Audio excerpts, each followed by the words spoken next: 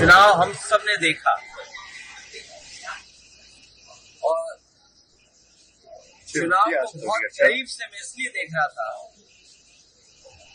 क्योंकि जिस तरीके से बंगाल का चुनाव होने जा रहा था और जो भाषा, जो व्यवहार भारतीय जनता पार्टी का था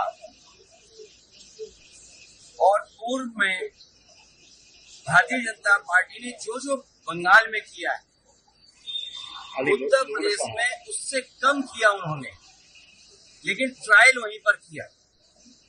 हालांकि बंगाल में इससे भी खतरनाक तस्वीरें आई होंगी जो मैं तस्वीर दिखाना चाहता हूं आपको। ये तस्वीर वो है जब उत्तर प्रदेश में बाई इलेक्शन हुआ था, फोर्सेस को लगा करके लोगों को वोट रोका गया, वोट नहीं डालने दिया और चिन्हित कर करके कि कौन सा वोटर समाजवादी पार्टी का है उसको वोट डालने नहीं दिया है। और बंगाल में जो हुआ है डेमोक्रेसी को डिस्ट्रॉय करने का रास्ता निकाला है। इतना लोकतंत्र को, डेमोक्रेसी को डैमेज किसी ने नहीं पहुंचाया होगा जितना भारतीय जनता पार्टी ने पहुंचाया।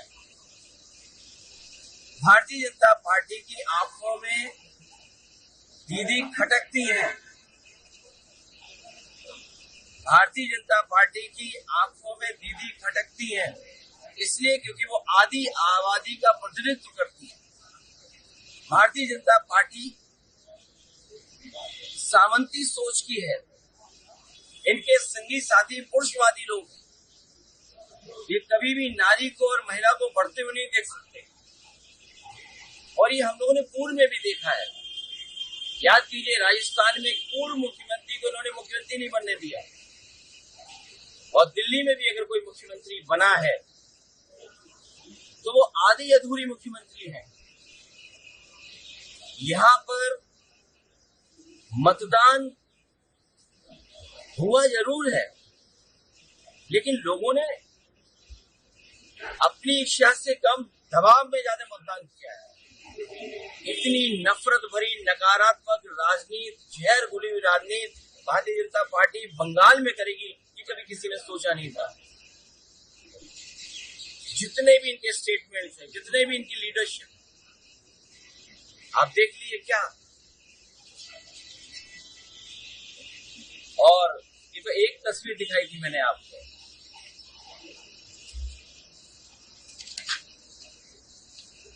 दूसरी तस्वीर भी आपको याद होगा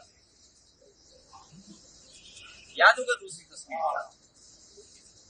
ये मल्टी लेयर इलेक्शन माफिया की तरह काम हुआ है जिसमें जितनी भी संस्थाएं थी जिनका काम यह है कि निष्पक्ष चुनाव हो, उन तमाम संस्थाओं ने अपना क्रेडिबिलिटी खो दी।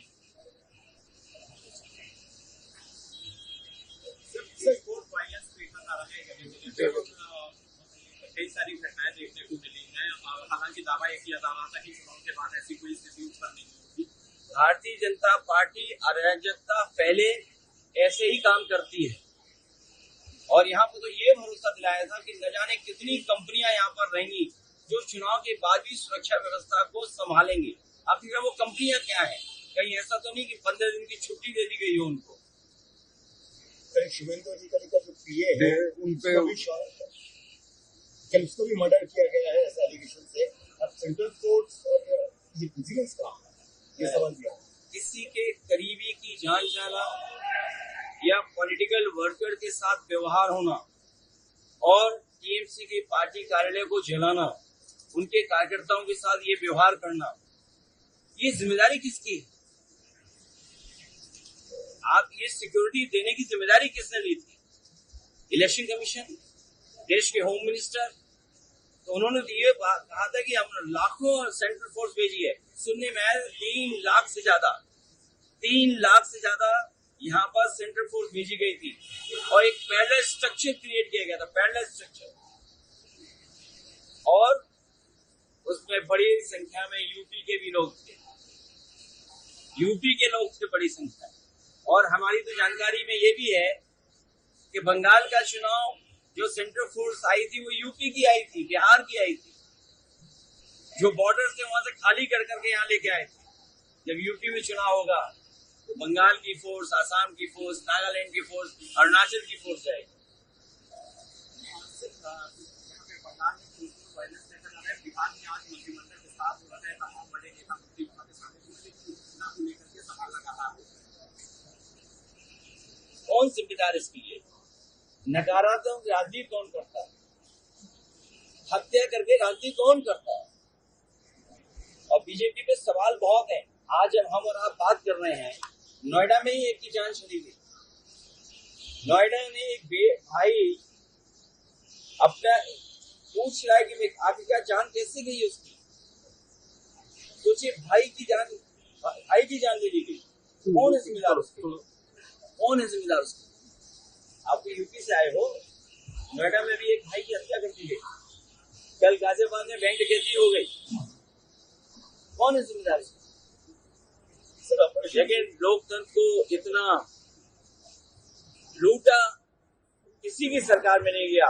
ये पहली बार दिखाई दे रहा है कि Bharatiya Janata party, election commission दोनों मिलकर के काम कर रहे हो। चाहे एसआईआर किया हो, चाहे एसआईआर के बहाने जो टारगेटेड वोट काटे गए, और वो तो आंकड़े आपके पास भी हैं, जहाँ ज्यादा वोट कटा है और बीजेपी ज्यादा जीती। आपका कहना है कि हम इंडियन गठबंधन को मजबूत करेंगे और लड़ाई सबको करेंगे। इसीलिए मैं दीदी से मिलने आया हूँ।